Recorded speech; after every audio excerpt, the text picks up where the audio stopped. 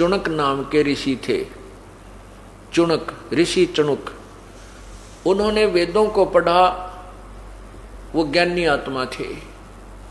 उन्होंने अपने कल्याण के लिए निष्कर्ष निकाला कि वेदों में ओम नाम का जाप कहा है।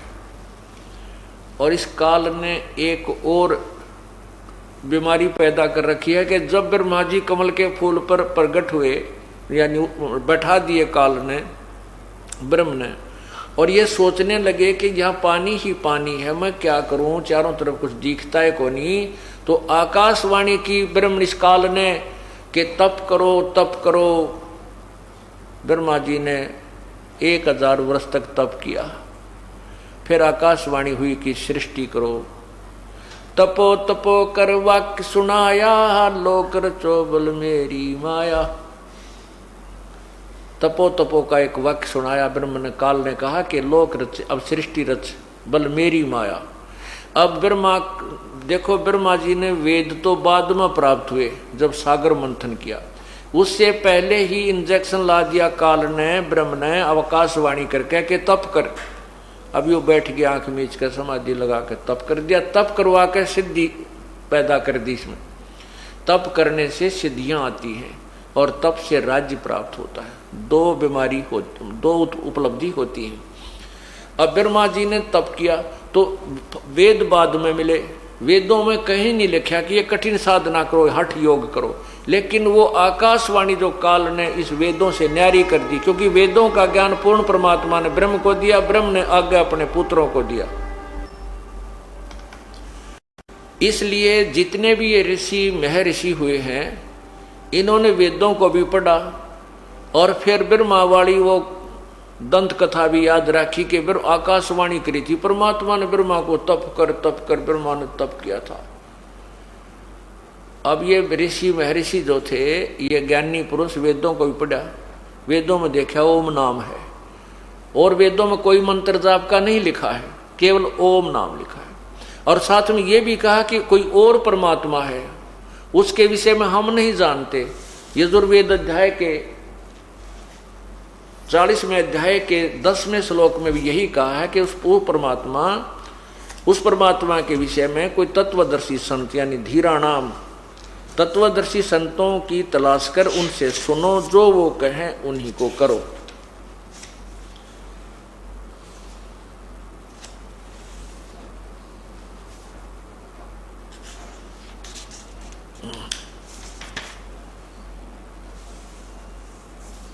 ये देखिएगा यजुर्वेद अध्याय नंबर 40, 44वां अध्याय श्लोक 10 में इसमें क्या लिखा है?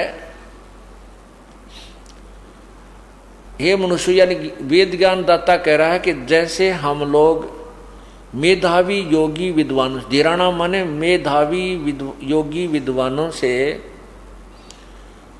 जो वचन सुनते हैं, वे लोग हमारे प्रति जो कहते हैं।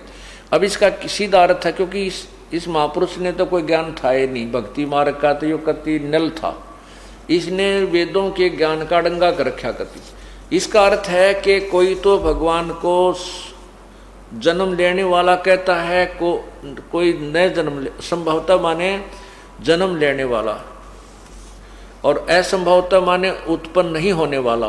जैसे इसने आगे थोड़ी सी अर्थ तो ठीक किया, लेकिन अनुवाद गलत किया है। ये देखो, यही से देख लेंगे। संभवात माने संयोग जन्य कार्य से, असंभवात माने उत्पन्न नहीं होने वाले कारण से, आहु अन्यत माने और कहते हैं, यानी कोई तो कहते हैं कि परमात्मा जन्म लेता है, संभवतः माने उत्पन्न होता है, दूसरे कहें भगवान निराकार है, जन्म नहीं लेता, सीधा सा अर्थ इसका। और कहते हैं इसका ज्ञान तो वास्तव में इसके बारे में जानकारी तो तत्वदर्शी संत यानी धीराणाम, वो तत्वदर्शी संत बताओगे, उन तय सुनो। 8वें इस यजुर्वेद के 40वें अध्याय के फिर 13वें श्लोक में ये लिखा है कि कोई तो जिसने अक्षर ज्ञान प्राप्त कर लिया उसको विद्वान कहते हैं, और जिसने अक्षर ज्ञान नहीं है उसको अविद्वान कहते हैं। कहते हैं विद्वान और अविद्वान की व्याख्या भी वो तत्वदर्शी संत बताओगा। विद्वान कौन है, अविद्वान कौन है? अब हम संस्कृत भाषा को जानने वालों को महर्षि, विद्वान, पता नहीं मंडलेश्वर, पंडित कहा करते थे, और ज्ञान उनको कह का भी कोई ना, आध्यात्मिक ज्ञान। तो अब कबीर परमात्मा को अनपढ़ कहते थे, अशिक्षित कहते थे, और उन्होंने सभी वेदों का भेद, सब ग्रंथों का भेद अपनी सिंपल लैंग्वेज में कर दिया। तो विद्वान तो कबीर परमात्मा थे। तो इसका अर्थ है कि विद्वान और अविद्वान की परिभाषा भी वो तत्वदर्शी संत ही बताएगा। अब एक चुनक नाम के ऋषि थे, उन्होंने वेदों को पढ़ा, उसमें देखा कि एक ओम नाम है और कोई मंत्र नहीं है। लेकिन उन्होंने ये भी पढ़ा कि पूर्ण परमात्मा के बारे में को तत्वदर्शी संत बताओगा, वहां बुद्धि इनकी काम करी को ना, तत्वदर्शी संत इनको कोई मिला नहीं। फिर अपने आप जो निष्कर्ष इन्होंने ओम नाम का निकाला, और ओम नाम के साथ साथ फिर तप, वो ब्रह्मा जी की वह गुंडी अड़गी कि ब्रह्मा जी ने भी तप किया था, विष्णु जी ने भी 12,000 वर्ष तप किया, श्री शिव जी ने भी 88,000 वर्ष तप किया, वो लोक वेद और साथ रहता। इस आधार से ये ऋषि जन ओम नाम का जाप भी करते, साथ में फिर समाधिस्थ यानी तप करने की तप अवश्य करते। तो उस ऋषि ने बहुत वर्षों तक तप किया, जिससे उसमें सिद्धियां आ गई और वो एटम बम बन गया। ये काल यही चाहता है कि इस जीव का मैं दुरुपयोग करूं, यो डले डोए जा, और जब समय आवा मैं इसका रिमोट से इसका प्रयोग कर लूँ, फिर सिद्धियाँ तैयार करके और ऊपर से रिमोट से इसके अंदर प्रेरणा करके ना जाने उसके साथ उससे क्या कुकर्म करवा देता है। अब ये चुनक ऋषि वेदों के अनुसार ब्रह्म साधना में लीन हो गया, बहुत वर्षों तक तप करता रहा, इसमें बहुत जबरदस्त सिद्धियां आ गई, वचन में शक्ति हो गई। एक मानधाता नाम का चक्रवर्ती राजा था, पूरी पृथ्वी पर उसका शासन था। ये चक्रवर्ती राजा 2-4 साल में 10 वर्ष 5 वर्ष में 2 वर्ष में अपनी पूरे राज्य की एक छानबीन करते हैं कि कोई अन्य मेरे अधीन जो राजा है उसने मेरी सदस्यता को, मेरे प्रभुता को अस्वीकार तो नहीं कर दिया। उसके लिए वो क्या करता है, एक घोड़ा उसके खाली छोड़ दिया जाता है, उसके गले में एक स्टार चिपका दिया जाता है, विज्ञापन लगा दिया जाता है कि ये राजा का घोड़ा है, और जिसने राजा की जो पराधीनता स्वीकार नहीं है वो उस घोड़े को पकड़ दे, युद्ध के साथ लिए तैयार हो जा। राजा के पास 72 अक्षौणी 72 करोड़ सेना है, ये उस पर लिखा गया। पीछे उसके हजारों की संख्या में सैनिक चल पड़ते हैं, घोड़ा अपनी मर्जी से घूमता रहता, कहीं जाओ किसी साइड में चले। और उसको घोड़ा जा रहा था, घोड़ा और पीछे पीछे सैनिक। चुनक ऋषि की झोंपड़ी के कुटिया के सामने से वो पूरा लापड़दा गया। कुछ दिनों के बाद वो सारा घूम घाम के वापस आ गया, किसी ने घोड़ा पकड़ा नहीं। तो वापस जब आ रहे थे, लौट रहे थे, चुनक ऋषि ने फिर देखे हुए ज्यों के त्यों। चुनक ऋषि ने उन सैनिकों से पूछा, रे सैनिकों कहाँ गए थे, और ये इस घोड़े के ऊपर सवार किस लिए नहीं भाई, घोड़े पर तो सवार ही होना चाहिए। तो वो उन्होंने कहा सैनिकों ने कि ऋषि जी ये राजा मानधाता का घोड़ा है और इस घोड़े पर बैठ नहीं सकते। इस घोड़े को इसलिए खाली छोड़ा हुआ है, इसके ऊपर आगे लिखा हुआ है कि जिसने भी राजा की प्रभुता स्वीकार नहीं है तो उस राजा ने इस घोड़े को पकड़ना होता है, और जो घोड़ा पकड़ लेता है उसके साथ युद्ध करना होता है। तो ऋषि ने कहा कि भाई इस घोड़े को किसी ने नहीं पकड़ा। सैनिक बोले कैसे पकड़े, हमारे राजा के पास 72 अक्षौणी सेना है, किसकी माँ ने दूध पिलाया है जो हमारे राजा के घोड़े न पकड़ ले। अब देखो कोबद क्यों कर छावा, इसे इतने 1000 वर्ष तक तप किया, साधना की, भजन किया, और फिर अभिमान ज्यों का तो ऋषि जी में घर कर रहा। अब ऋषि उधर, क्योंकि ये सारी काल के हाथ में डोर है इनकी। सुर नर मुनि जन 33 करोड़ी बंधे सभी निरंजन डोरी। ये काल की डोर का बंध रहे हैं और वही इनको नचाता है। अब उस काल ने वहां से प्रेरणा करती अंदर तक। अभिमान छा गया ऋषि में कि इस चक्रवर्ती राजा क्या हो गया कि इसको ये अपने आप को क्या समझ बैठा है, इसको ठीक करता हूं। तो क्या मन में आया, कहने लगा, ए भाई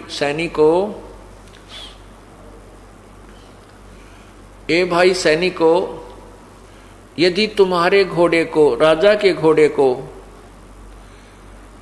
किसी ने नहीं पकड़ा तो मैं पकड़ लेता हूं।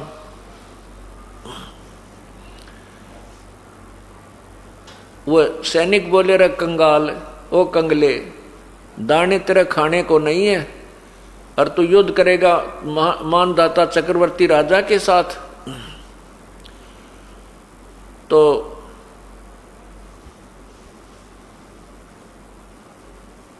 वो कहने लगे, सैनिक क्यों तेरी सामत आई है, अपना तोड़ ले धनुष कुटिया में।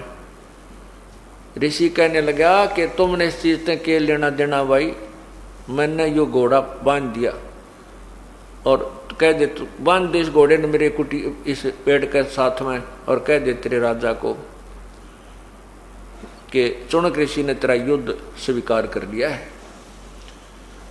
अब वो सैनिक गए, राजा को सब सचिथी बताई कि महाराजा, राजा ने किसी ने तो तुम्हारा घोड़ा पकड़ा नहीं, लेकिन एक चुनक नाम के ऋषि ने आपके घोड़े को बांध लिया, आपको युद्ध के लिए ललकारा है। अब मानधाता राजा को बड़ा गुस्सा हुआ कि आज एक आदमी की हिम्मत पड़ेगी मेरा विरोध करने को, कल दूसरा भी सिर उठा सकता है।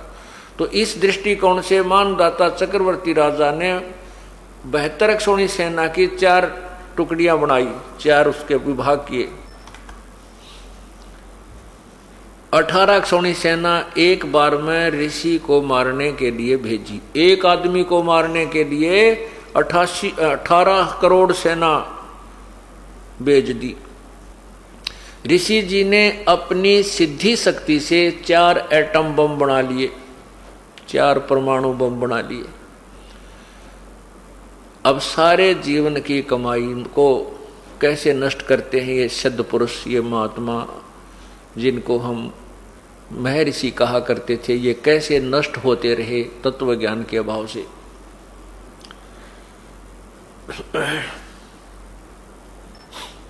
अब 4 पुतली बना ली, 4 एटम बम बना दिए। एक एटम बम यानी सिद्धि छोड़ दी, 18 करोड़ सेना को कत्लेआम कर दिया। राजा ने दूसरी भेज दी 18 करोड़ की, ऋषि ने दूसरी पुतली छोड़ दी। इस प्रकार 72 अक्षौणी सेना का नाश कर दिया। किसने? चुनक ऋषि ने, महर्षि ने। यहां कबीर परमात्मा कहते हैं 72 अक्षौणी खा गए वो चुनक ऋषिश्वर एक, दे धारे जोरा फिर ये सभी काल के बेख।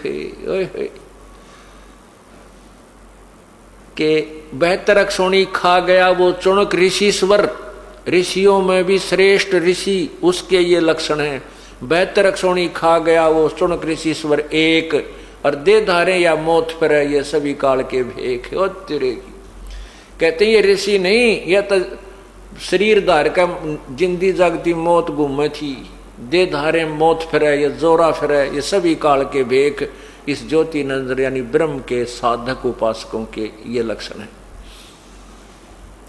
अब उस चुनक ऋषि के साथ क्या बनेगी?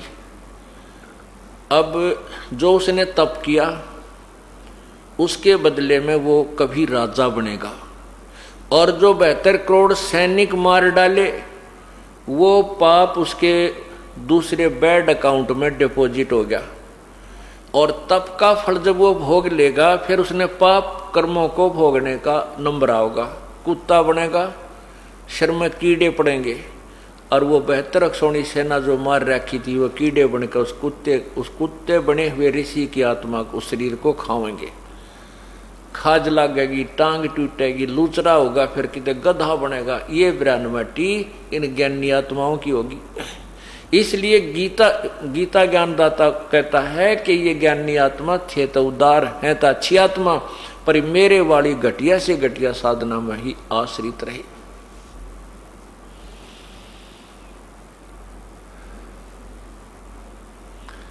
पुण्यात्माओं, जैसे कर्म प्राणी करता है वो भोगने पड़ते हैं। कब तक? जब तक पूर्ण परमात्मा की साधना उसे प्राप्त नहीं होती, तत्वदर्शी संत नहीं मिलता।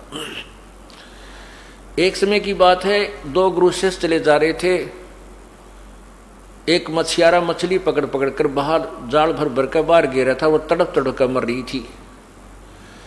उस शिष्य ने पूछा, गुरुदेव इस पापी प्राणी का क्या हर्ष होगा, इसको क्या सजा मिलेगी इस मछियारे को? ऋषि जी बोला, बेटा फिर बताऊंगा। शिष्य बोला, बेटा फिर बताऊंगा। 4, 5, 10 वर्ष के बाद देखा कि एक हाथी का 2-2.5 वर्ष का बच्चा उछल कूद करे था। उछल कूद करता करता 2 वृक्षों के बीच में फंस गया और उसने झटकम पटकम होकर उछल कूद करके वो निकलता गया, पर उसके कीड़े पड़ गए, जख्म हो गया।